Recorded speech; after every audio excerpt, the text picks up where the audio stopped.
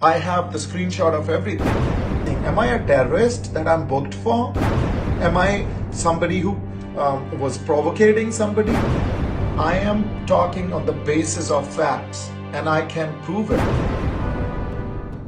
26 ਜਨਵਰੀ ਨੂੰ ਦਿੱਲੀ ਵਿਖੇ ਹੋਈ ਘਟਨਾ ਬਾਰੇ ਤਾਂ ਹਰ ਕੋਈ ਜਾਣਦਾ ਹੀ ਹੈ ਤੇ 26 ਜਨਵਰੀ ਤੋਂ ਬਾਅਦ ਇਸ ਸੰਘਰਸ਼ ਦੇ ਵਿੱਚੋਂ ਲੱਖਾ ਸਿਧਾਣਾ ਅਤੇ ਦੀਪ ਸਿੱਧੂ ਦਾ ਬਾਈਕਾਟ ਵੀ ਕਰ ਦਿੱਤਾ ਗਿਆ, ਜਿਸ ਤੋਂ ਕਿ ਬਾਅਦ ਹੁਣ ਦੀਪ ਸਿੱਧੂ ਅਤੇ ਲੱਖਾ ਸਿਧਾਣਾ ਦੋਵੇਂ ਫਰਾਰ ਨੇ। ਹਾਲਾਂਕਿ ਬੀਤੇ ਦਿਨੀ ਦੀਪ ਸਿੱਧੂ ਆਪਣੇ ਸੋਸ਼ਲ ਮੀਡੀਆ ਅਕਾਊਂਟ ਉੱਤੇ ਲਾਈਵ ਵੀ ਆਏ ਅਤੇ ਲਾਈਵ ਆ ਕੇ ਉਹਨਾਂ ਨੇ ਭਾਵੁਕ ਹੋ ਕੇ ਆਪਣੀਆਂ ਸਾਰੀਆਂ ਹੀ ਗੱਲਾਂ ਦਾ ਸਪਸ਼ਟੀਕਰਨ ਵੀ ਦਿੱਤਾ ਤੇ ਉਸੇ ਲਾਈਵ ਦੌਰਾਨ ਦੀਪ ਸਿੱਧੂ ਨੇ ਇਹ ਵੀ ਕਿਹਾ ਸੀ ਕਿ ਉਹਨਾਂ ਕੋਲ ਬਹੁਤ ਸਾਰੀਆਂ ਐਸੀਆਂ ਗੱਲਾਂ ਨੇ ਜੋ ਉਹ ਵਕਤ ਆਉਣ ਤੇ ਸਾਰਿਆਂ ਨਾਲ ਸਾਂਝੀਆਂ ਕਰਨਗੇ। ਤੇ ਹੁਣ ਉਸੇ ਤਰ੍ਹਾਂ ਦੀਪ ਸਿੱਧੂ ਹਾਲ ਹੀ ਦੇ ਵਿੱਚ ਆਪਣੇ ਸੋਸ਼ਲ ਮੀਡੀਆ ਅਕਾਊਂਟ ਉੱਤੇ ਇੱਕ ਵਾਰ ਫੇਰ ਲਾਈਵ ਆਏ ਤੇ ਉਸ ਲਾਈਵ ਦੌਰਾਨ ਦੀਪ ਸਿੱਧੂ ਨੇ ਬਹੁਤ ਸਾਰੇ ਵੱਡੇ ਖੁਲਾਸੇ ਕੀਤੇ।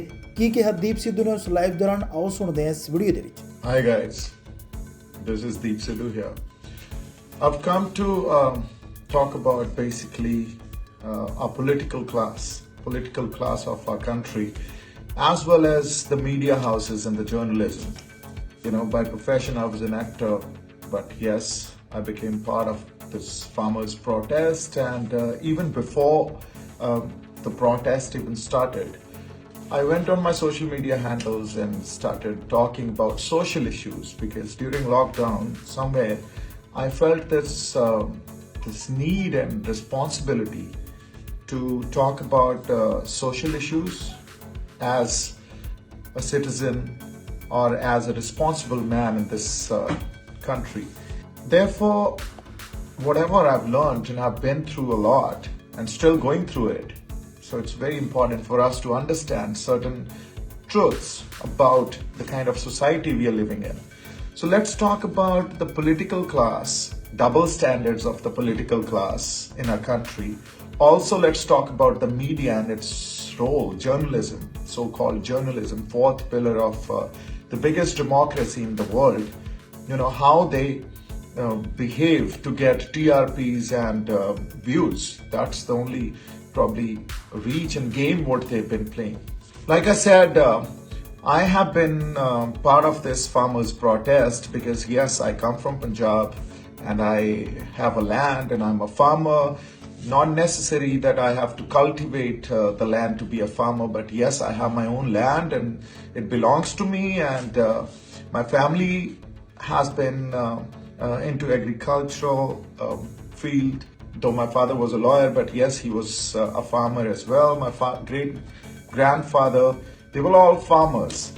So that's how my sense of belonging is with my land, my village, my people, Punjab and the country. So what I wanted to talk about, that it all started when we started this agitation, farmers agitation. The first day which I think we've called and then the protest started, that was 25th of November. Not 25th of November, but 25th of September. 25th of September, there was a protest in Punjab all over. We were protesting, but the biggest protest happened, or where everyone came and then became a part of it, that was Shambhu Morcha. Afterwards, we started permanent Morcha from the 4th of October, and then since then we were in a protest. But for the first time, this protest was noticed, or it gauged people's eye, was on 26th of November when we started our march towards Delhi. On the 26th of November, all of you have seen one video where it had gone viral.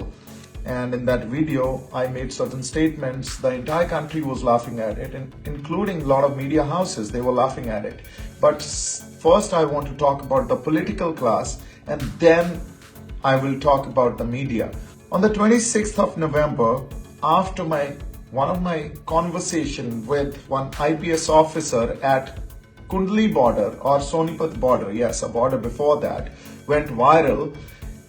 Where I commented saying that this agitation is actually a revolution, and it's not local, but it's global, and it has global significance, and it will also have an impact on the entire geopolitical system of this country and South Asia. So just see where we stand today. See how bigger, in a way, mass agitation it has become. And still, if you guys are not recognizing it.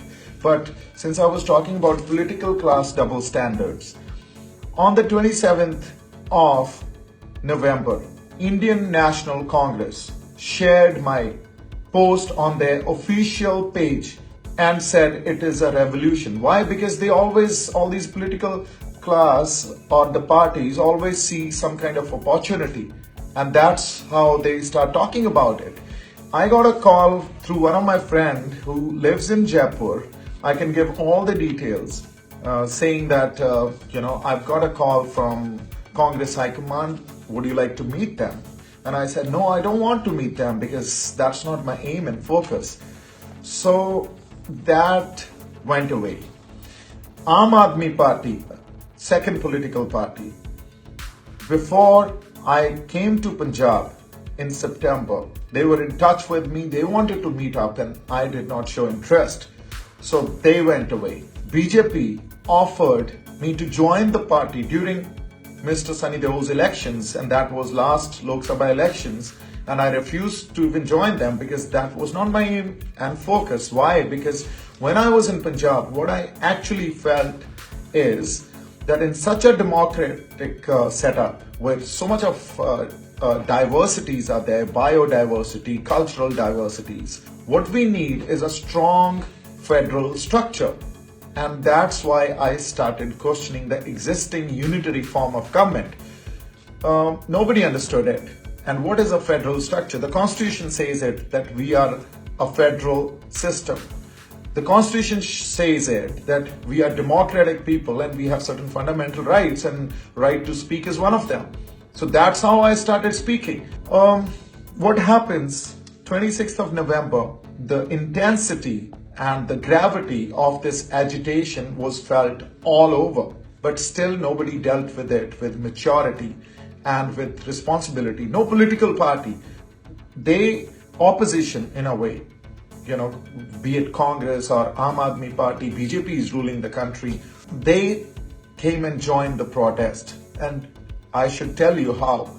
Mr. Rahul Gandhi, on a tractor, he came and became a part of the protest, and he had to fit sofas on a tractor, and that's how he was protesting. So this is how they see this as opportunity that they can probably grab more votes, because what happens, be it any political party, what they feel and consider that people, they are objects and leaders are the subjects. So the subject is the one who will act and objects are the ones who will be acted upon. So the whole game is about votes. The entire focus is political agenda in terms of vote bank. Everything is based on manipulation, lies, use and throw theory. This is how our politicians and our leaders work. Isn't it a sad situation for such a country like India? So that's what I started pointing out, and they started probably looking at it differently, saying that he is a fundamentalist or a hardliner. Nobody's ready to look at the other side of the perspective because nobody has the ultimate truth. Only God has the ultimate truth. The ultimate truth, if nobody has it, what we have is relative truth. Whatever for you, for me, and for everyone else is true, but it's never complete truth. So if it is not complete, then it is our duty, we are duty bound to listen to the other side of the perspective, but we never entertain it. So this is how this political class works in our country. What happens, the government which is in power, the other side of the parties or the opposition, so-called opposition, they look at the issues. They don't care about what people's interests are, how they should probably address the system to make it better. Only focus is to criticize what the ruling government is doing, which is our duty. We are duty bound to do that. I have been doing that since lockdown, whether it is Prime Minister or it is the BJP government. I've been criticizing them because that's my right. Similarly, they should also do it, but no, their focus is to criticize and to grab an opportunity where they can get more and more vote bank. So what happens, the same Congress party is sharing my post on the 26th of November on their page, but on the 26th of January, they are not only criticizing me, not only they are criticizing the government, not only that they are portraying the whole incident in a bad manner, but they deleted that 26th of November post also because they don't want to get in a trap. But I have the screenshot of everything. I am talking on the basis of facts and I can prove it. It's not about Congress, Aam Aadmi Party or BJP here. It's about, I want to actually question the entire political class of our country that if this is the way you guys are going to deal with agitations or the protests or any policy making, if people are not in favor of it, and you guys will reduce it to your political ideologies or reduce it to individuals or see the entire or the events in isolation and do not see in its continuation, then how are you going to govern? How are you going to deal with the situation, such serious and grave situations? You guys are creating binaries and divisions amongst people. Where is the diversity in this country? Are we terrorists? Today, I am running away from cops. Wherever I'm sitting in the villages, on the roads, am I a terrorist? Did I provoke anyone? Did I kill anyone? Do you have any evidence or any footage, video footage to prove it? No, there is nothing. Why? Because the media started propagating it in a wrong manner, in a wrong way, because that's how our media works. They only want TRPs and they will start promoting lies. I can prove it. I can literally prove every point. And then that builds such a lot of pressure, social pressure on the governing party, on the party which is in power today, on the opposition. So they use it to their advantage. And this is so the next point which I really want to discuss is how the binaries are created. Whenever some agitation starts or whenever some protest is happening, how the binaries are created, what is violence and what is non-violence. On the 26th of November, when we started from Punjab to come to Delhi, and we've been sitting on the borders of Delhi since past couple months now. On the 26th of November, the intensity and the gravity of this agitation was much more than what it was on the 26th of January. But that was not violent. Nobody felt the violence then because there was no violence. But when, as per your convenience, you had to create a binary and create some issues out of it, media wanted their stories, political parties wanted their issues, then it became a violent protest or it was a violence. I want to understand what violence was there within the Red Fort. What violence was there when we were going towards our tractor march? Who finalized the roadmap? I started where I was at night at 11 o'clock in the morning because at 7 a.m. I went and slept on the 25th night, and that was not virtually, but 26th morning. I slept for a couple of hours when I started. On the way, I got this information that everyone has reached Red Fort. Now, I want to understand if everyone was there, and which they were, and I can prove it, all the farmer union leaders were there, so-called social activists were there, everyone was there. I did not see any violence on the way. Yes, there was a little bit of violence or some incidents elsewhere, but towards Red Fort, there was nothing.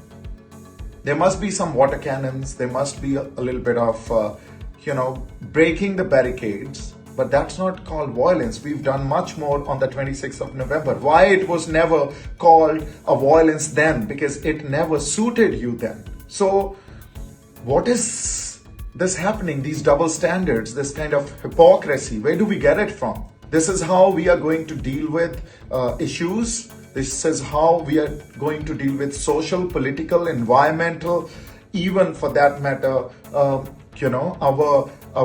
physical issues. And what I also want to understand that in the world of thinkers and the intellectuals, they have been time and again over the period of years writing books that how do you have to analyze and what is a process of analyzing such important social events. But how do we analyze? We always associate it with people because we need somebody to blame, and that's how I was blamed for it. And again, I'm saying, am I a terrorist that I'm booked for? Am I somebody who was provocating somebody? Am I someone who went and damaged or threatened anybody? No, I was handling the situation. The only one face over there. And that's why my people requested me that please come and handle the situation because it can go out of hand. So I went and handled the situation. I can also show, and it is there on my Facebook page, the speech and the words I've spoken from Red Fort. Time and again, I was repeating, be peaceful.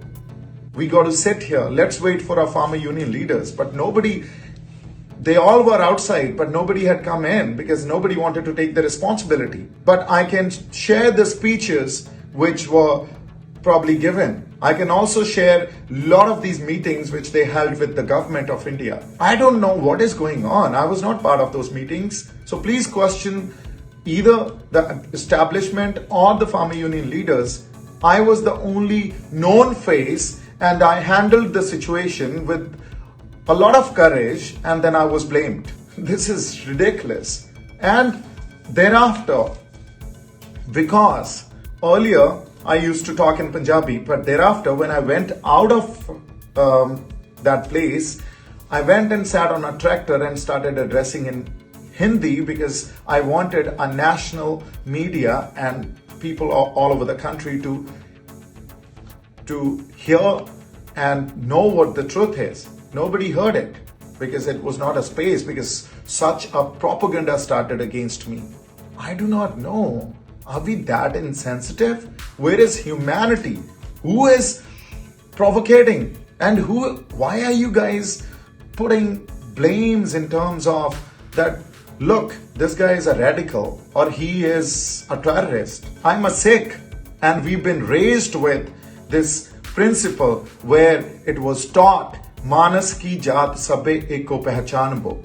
Recognize the entire human race as one. This is universal. This is not radical. We were taught Guru Nanak Dev Ji's principle, saying Sarbat da Pala. So this is what we believe in. This is how I've been raised. No, we are not radicals. We are not anti-national. We are not terrorists.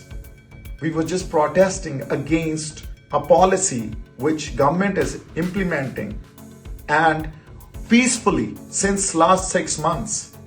And that's our democratic right. But look at our media, the journalism, how they portrayed everything in a bad light. Because why? They wanted their viewership, they wanted TRP. They were after me to give interviews. I did not give interview to anybody. I gave one, and then after that I decided, no, I'm not going to, because the way they're dealing with it, the way they are portraying the whole thing. And I wanted to point out, especially Mr. Ravish Kumar.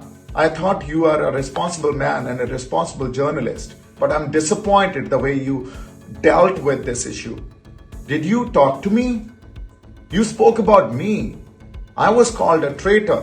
He did not bother to talk to me. Because why? Because their story had to go in the prime time. Such irresponsible behavior. This is the fourth pillar of a democracy, the media, and the political ideologies are running it. You guys have that division that's a certain probably media houses or group of media belongs to one political party and a certain belongs to another political party. This is how a country works. This is how you guys create a narrative, and then people are forced to believe it, because they'll only know what you'll show. Nobody will show the truth. They'll only show what is selling today. I am seriously amazed and shocked. Where are we going? What kind of future are we building? You think we can shape up a good future for ourselves, for our generations to come? I don't think so. So And based on two photos which were clicked during Mr. Sunny Deol's campaign, one with the Prime Minister, another with the Home Minister, you guys have made me a BJP or RSS man that I've been planted. This is your intellect and your standards. This is how a planted man would work, the kind of issues I have raised. And what was it? An empty flag post. I am a citizen of this country. Red Fort belongs to me as well, as much as it belongs to you. And I, being a citizen of this country and a person who was known, a person who probably people would listen a little bit, went over there and handled the situation. Before me, the entire process already started, that our people saw an empty flag post. All what they have done, they've put Nishan Sahib and farmer's flag over there. And the national flag was already there. Nobody touched it, nobody disrespected it. But how it was all portrayed, that we are actually there to disrespect our national flag, we are there causing violence, we are threatening the cops. On the contrary, those cops were thanking me because I was the one who was handling the situation with them. Nobody wanted to know the truth. Nobody knew the truth. Can we be more responsible? Can we be more accountable, more compassionate, more caring towards one another? Can we stop dealing with issues like this with such insensitive, behavior? I think it's time for us to change. I've been running away from cops. Why? See my track record. I was a law student, became a lawyer, started practiced in Bombay High Court, practiced in Supreme Court with so-called every name, Mr. Salve to Mukul Rohtgi to Aryama Sundaram to Mr. U.V. Lalit to Mr. Lot of others. I went and briefed all of them. And today, where am I sitting? In some Haryana village, in some kotha, with a family which is staying in the farms, and I'm on the roads running away from cops. And what have I done? That I raised these issues. I pointed out certain atrocities in the system. The kind of suppression and repression is there in the system. I really request you guys to think about it.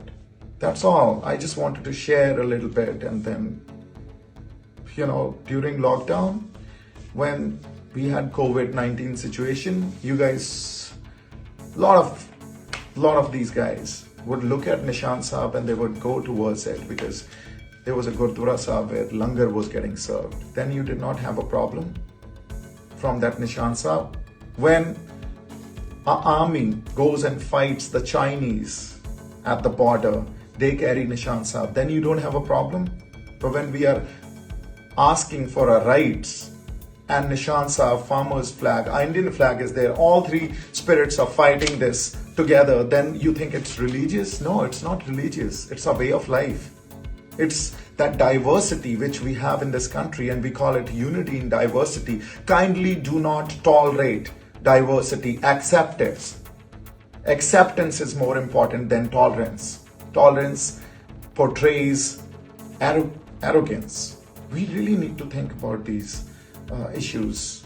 We really have to be a good human beings and believe in humanity rather than getting divided and saying that, oh, so-and-so is a hardliner or he's a terrorist or he's a... ਸੋ ਹੁਣ ਇਸ video ਨੂੰ ਦੇਖ ਕੇ ਤੁਹਾਡਾ ਕੀ ਕਹਿਣਾ ਦੀਪ ਸਿੱਧੂ ਬਾਰੇ video ਥੱਲੇ comment ਕਰਕੇ ਜਰੂਰ ਦੱਸਿਓ ਅਤੇ ਪੰਜਾਬੀ 뮤직 ਇੰਡਸਟਰੀ ਦੇ ਹੋਰ ਨਵੇਂ ਅਪਡੇਟਸ ਚਾਨਣ ਲਈ ਸਾਡਾ ਚੈਨਲ ਸਬਸਕ੍ਰਾਈਬ ਕਰ ਲਓ ਤੇ ਬੈਲ ਆਈਕਨ ਤੇ ਵੀ ਕਲਿੱਕ ਕਰ ਲਓ।